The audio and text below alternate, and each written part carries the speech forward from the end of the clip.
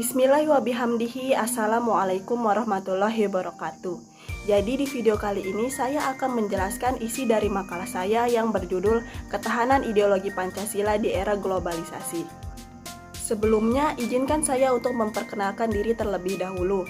Nama saya Siti Aulia Mujahidah dengan NIM A1A022042 dari kelas B semester 1 Prodi Ekonomi Pembangunan, Fakultas Ekonomi dan Bisnis Universitas Mataram.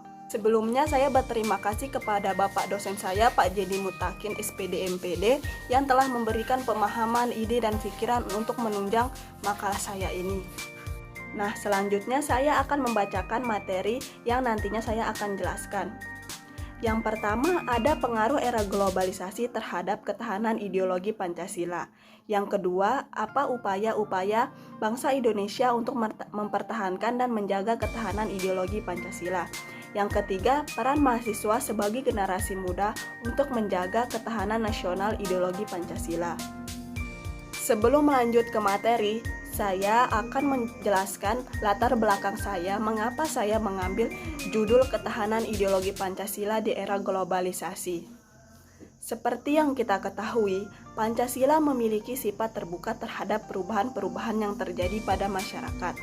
Seiring dengan perkembangannya zaman, Pancasila senantiasa mampu berinteraksi secara dinamis.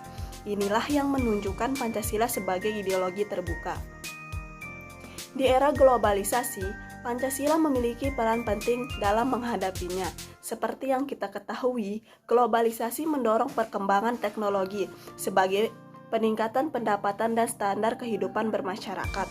Dampak dari adanya globalisasi bisa menguntungkan ataupun merugikan. Semua ini tergantung dari diri kita, bagaimana diri kita menyikapinya. Peran Pancasila di era global ini adalah untuk menjaga segala sesuatu dalam kehidupan bermasyarakat. Karena itu, masyarakat Indonesia diharapkan mampu berturut serta dalam menjaga dan mencintai negeri ini. Globalisasi sudah banyak menggeser nilai-nilai Pancasila serta kebudayaan yang ada di Indonesia. Hal ini menjadi penyebab masalah seperti lunturnya kebudayaan di Indonesia, hilangnya rasa nasionalisme dan patriotisme, memudarnya sifat gotong royong, dan timbulnya rasa tidak percaya diri, serta gaya hidup yang konsumtif. Nah, itulah latar belakang mengapa saya memilih judul dari Ketahanan Ideologi Pancasila di Era Globalisasi. Nah, kita lanjut saja kepada pembahasan yang pertama, yaitu pengaruh era globalisasi terhadap ketahanan ideologi Pancasila. Pancasila sebagai dasar negara kemudian dihadapkan pada fenomena globalisasi. Globalisasi membawa tatanan baru dengan menghapus batas antar negara. Dampak negatif dapat terasa jika banyak budaya asing masuk ke Indonesia lalu mengerus nilai-nilai asli bangsa Indonesia. Sebagai contoh pengaruh globalisasi terhadap Pancasila ialah berdampak pada bangsa dan individu. Salah satunya munculnya sifat individualistik. Masyarakat merasa dimudahkan dengan teknologi maju, membuat mereka merasa tidak lagi membutuhkan orang lain dalam aktivitasnya. Kadang mereka lupa bahwa mereka adalah makhluk sosial. Globalisasi ini telah mempengaruhi salah satu aspek budaya kita, yaitu gotong royong. Globalisasi membawa Indonesia pada masyarakat yang lebih individualis. Padahal, seperti yang kita ketahui, gotong royong merupakan konsep yang dijunjung tinggi oleh para pendahulu kita melalui sila keempat. Contoh lainnya gaya hidup kebarat-baratan. Tidak semua budaya barat baik dan cocok diterapkan di Indonesia. Budaya negatif yang mulai menggeser budaya asli adalah anak tidak lagi hormat kepada orang tuanya, kehidupan bebas remaja, kesenjangan sosial, dan lain-lainnya. Penghayatan dan pemahaman akan nilai Pancasila belum benar-benar dibuktikan dengan banyaknya implementasi budaya asing yang tidak pas dengan budaya Indonesia. Pancasila perlu disosialisasikan dan ditanamkan kembali khususnya bagi anak muda dalam prosesnya untuk mengembangkan dirinya untuk menjadi masyarakat yang modern dan dapat mempertahankan eksistensinya. Nah, itulah pembahasan dari tema yang pertama. Selanjutnya saya akan membacakan pembahasan yang kedua.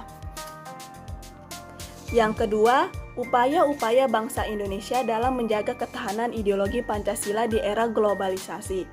Upaya menjaga dan menguatkan ketahanan ideologi Pancasila di era globalisasi dapat dilakukan dengan 3 hal yang melalui pendekatan budaya, internalisasi, dan semua level pendidikan, dan penegakan hukum terhadap hal-hal yang tidak sejalan dengan nilai-nilai Pancasila. Pertama, nilai-nilai Pancasila perlu dikuatkan dengan pendekatan budaya pemerintah. Melalui Kemendikbud harus menyusun strategi yang tepat, efektif, dan partisipatif tanpa paksaan.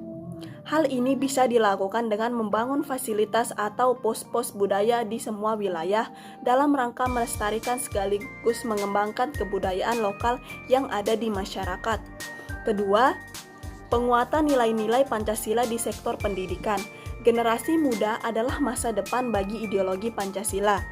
Saat ini, paparan ideologi radikal mulai mengancam generasi-generasi muda kita.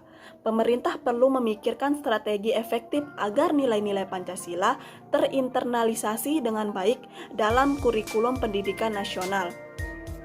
Jika perlu, pemerintah bisa mengintervensi kurikulum yang digunakan di sekolah-sekolah dan lembaga pendidikan tinggi lainnya.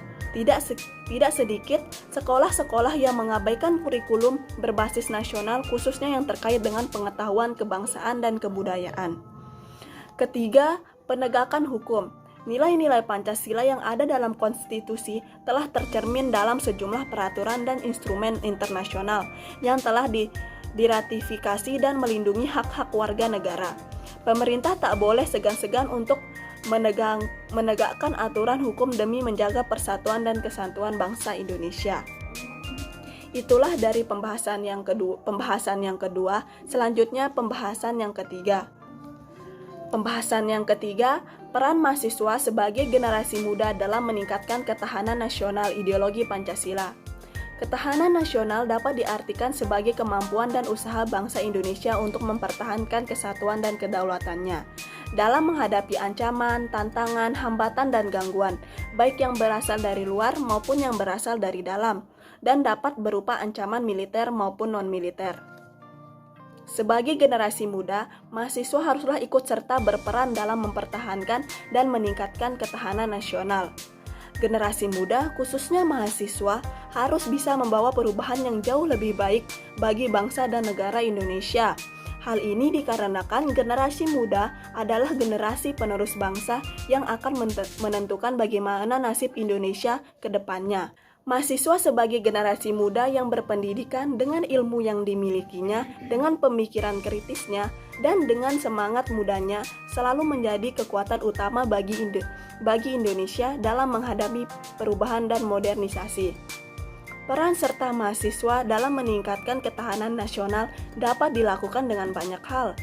Sebagai wujud kontribusinya, peran sederhana yang dapat dilakukan mahasiswa dalam upaya meningkatkan ketahanan nasional dapat dilakukan mulai dari lingkungan diri sendiri. Mahasiswa sendiri seperti dengan rajin belajar, tidak menyebarkan berita hoaks dan ujaran kebencian, tidak melanggar hukum, tidak mencontek, saling bertoleransi, melestarikan kekayaan budaya, memakai dan mencintai produk Indonesia, serta mempunyai kepribadian dan akhlak yang terpuji.